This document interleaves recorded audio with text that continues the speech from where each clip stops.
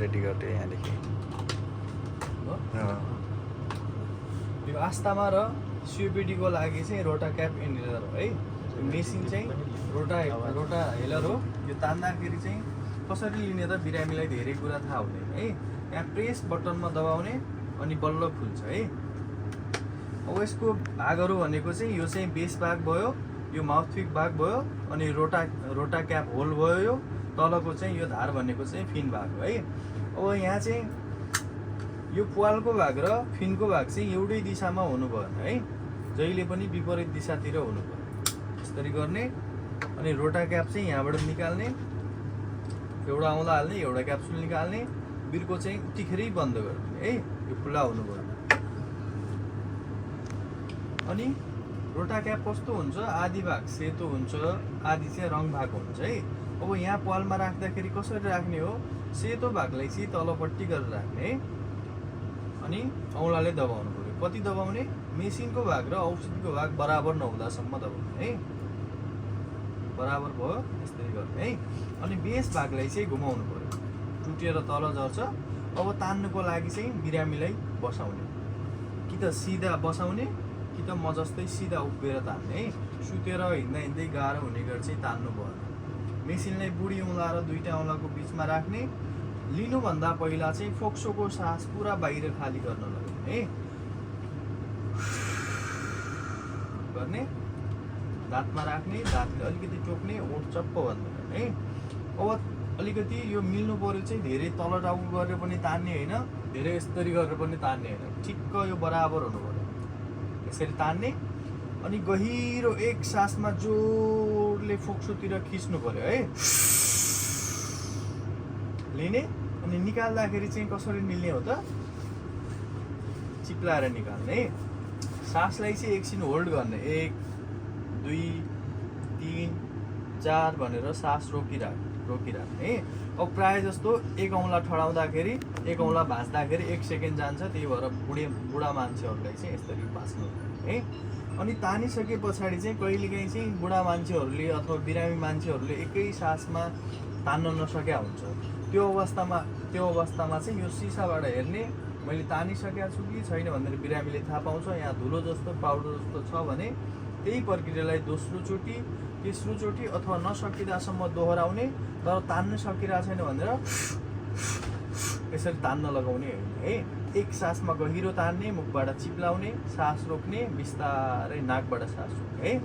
अब कहिलेकाहीँ दोस्रो चोटि तान्नु पऱ्यो भने 30 देखि 40 सेकेन्डको ग्याप गर्न लगाउने, बल्ल दोस्रो चोटि तान्नु है। ल अब तानिसके पछाडि चाहिँ यो औषधि तान्ने, 5-7 मिनटपछि मुखमा पानी राख्ने, मुखमा मजाले अडल गरेर हल्लाउने।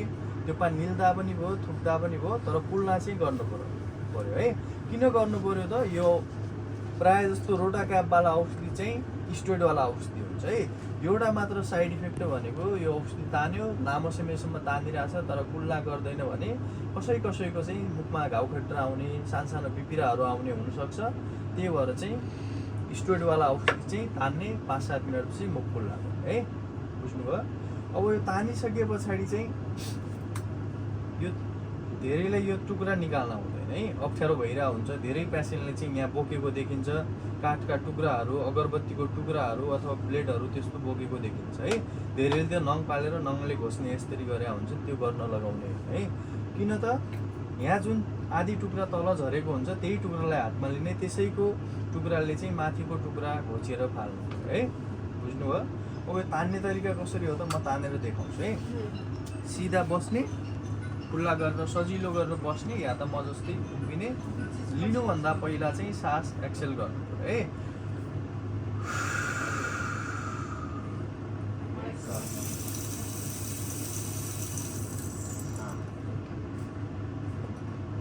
बाइकमा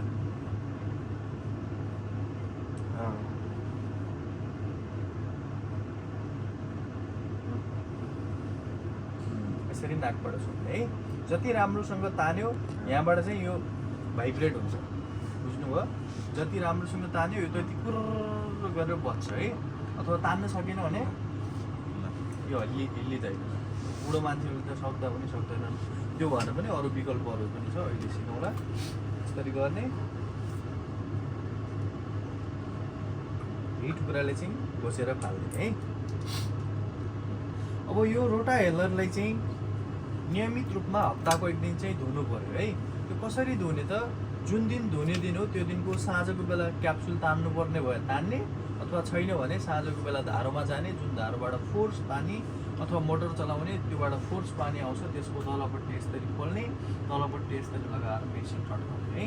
धुँदाखेरि बिरामीलाई औँलाहरू हाल्नु भन्ने होइन, भित्र साबुन कपडा कपास केही पनि लगाउने होइन है।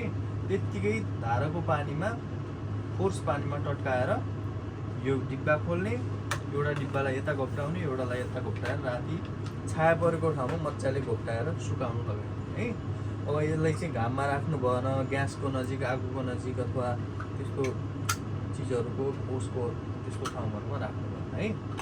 अनि पेसेन्टले अथवा डक्टरले 6 महिनाभन्दा बढी औषधि तान्नुपर्छ भनेको छ पेसेन्टलाई भनेपछि मेसिन चाहिँ 6 महिनामा चेन्ज हुनु पर्यो। एउटा मेसिनको काम भनेको 6 महिना हुन्छ है। अब यो चाहिँ भयो रोटाहेलर है। अनि अर्को मेसिन छ, योभन्दा अलि एडभान्समा आएको छ रिभोलाइजर भन्ने, न्यू रिभोलाइजर है। यो न्यू रिभोलाइजर कस्तो हुन्छ, यही ड्राई पाउडर इनहेलर क्याप्सुलहरूलाई सोच्नुको लागि बनाइएको हो। यो अलिकति एडभान्स हुन्छ, अलिक महँगो छ योभन्दा, तर राम्रो इफेक्टिभ छ है। अब यो चाहिँ रिभोलाइजर भयो। रिभोलाइजर, नयाँ रिभोलाइजर चाहिँ यस्तोमा आउँछ। यो निकाल्दाखेरि कसरी निकाल्ने हो त, यो झिल्लीभित्र एउटा मेसिन आउँछ अनि एउटा चाहिँ खर्चा आउँछ। यो बिरामीलाई के पढ्नको लागि आउँछ, यसमा कसरी तान्ने मजाले सिकाएको छ है।